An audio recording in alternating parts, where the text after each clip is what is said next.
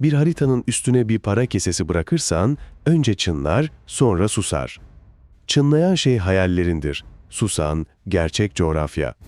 Milattan önce 53'te Marcus Licinius Crassus, kesesini Mezopotamya çöllerine bıraktı. Altının sesi kısa süre sonra okların gölgesinde sustu. Bu video, zenginliğin verdiği küstah cesaretin, alan seçimi, menzil ikmal üçlüsü karşısında nasıl eridiğini anlatıyor.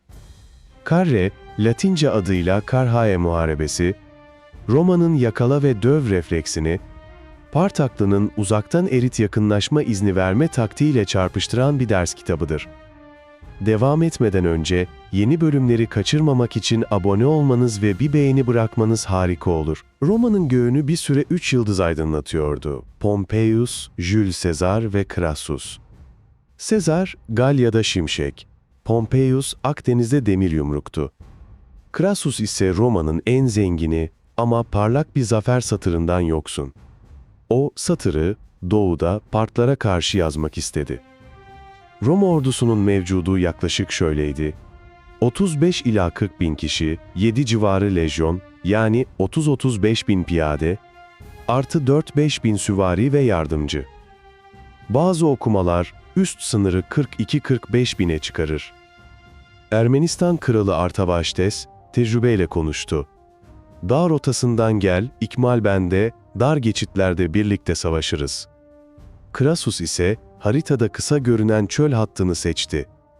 Harita düz çizgiyi sever, çöl insanı sevmez. Part tarafı, Surena'nın sessiz mimarlığı.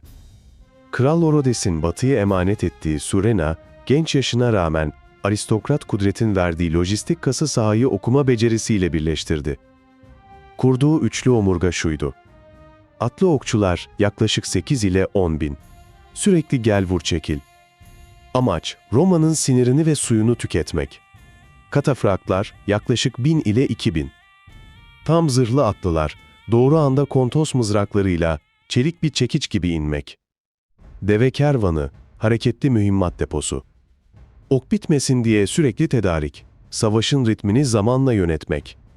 Bu yapı, sayıca üstün Roma karşısında akışkan bir ağ kurdu.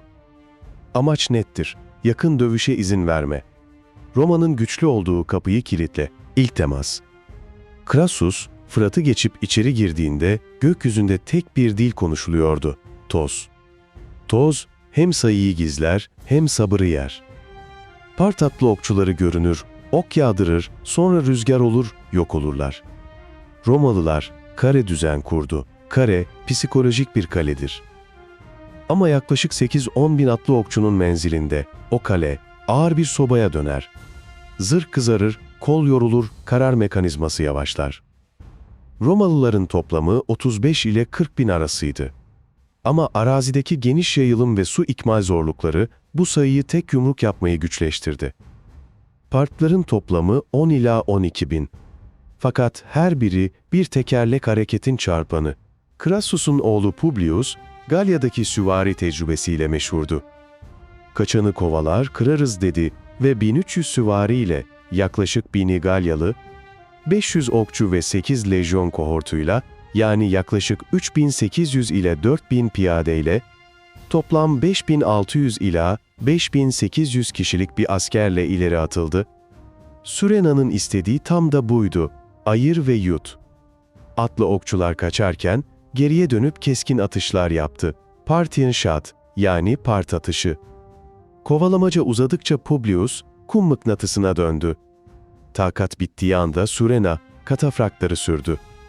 Kontos mızrakları göğüsten ve omuzdan indi. Publius kuşatıldı ve öldürüldü. Bu, yalnızca bir taktik kayıp değildi. Yaklaşık 35 ile 40 bin kişilik Roma ordusunun moraline çakılan bir çiviydi. Babasının hattına dönen haber, cesetler ve kırık sancaklar oldu. Bitmeyen ok yağmuru. Romalı komutanlar bir noktada okları bitecek diyerek sabır aradı. Bitmedi. Çünkü arkada deve kervanı vardı, hareketli bir mühimmat deposu gibi. Surena Savaşı yalnız menzille değil, zamanla da yönetti. Şafakta yaklaş, öğle sıcağında açıl, akşamüstü yeniden bastır. Bu ritim, Roma'nın yakın dövüş hayalini boşluğa attı. Burada sayıların psikolojisi önemlidir. Part kuvveti 10-12 bin kişiydi ama kesintisiz taze ok ile sonsuz hissi verdi. Roma 35-40 bin kişiydi fakat su ve gölge ararken azalmış göründü. Gün bitince Crassus ordusunu Carre yani Harran istikametine çekmeye karar verdi. Gece serindi ama acımasızdı. Rehberlerin güvenilmezliği ve yorgunluk birleşince yön kaybedildi. Cassius Longinus bir kısım birlikle kuzeye doğru kopmayı başardı. Bu, ordunun bütünüyle çöküşünü engelledi. Fakat ana gövde sabaha müzakere arayacak kadar çaresizdi. Surena, Romalılara görüşme önerdi. İki tarafta rehin ve güvence arıyordu. Romalılar ağır silahlarını geride bırakıp sınırlı muhafızla geldiler. Antik anlatıların ortak iskeleti şöyle: tercüme ve gerilim, sözlerin yanlış anlaşılması, hile şüphesi atların tutulması. Arbede, Surena'nın adamları Crassus'u tutup çekmek ister.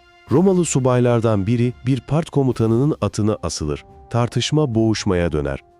Ölüm. Kargaşa sırasında Crassus öldürülür, hemen ardından başı ve sağ eli kesilerek Orodes'e gönderilir. Crassus'un ağzına erimiş altın döküldüğü anlatısı, zenginliğine yönelen alaycı bir efsane olarak dolaşır. Tarihsel güvenilirliği düşüktür. Daha keskin gerçek şudur: Roma'nın en zengin adamı para tarafından değil, menzil tarafından yenildi.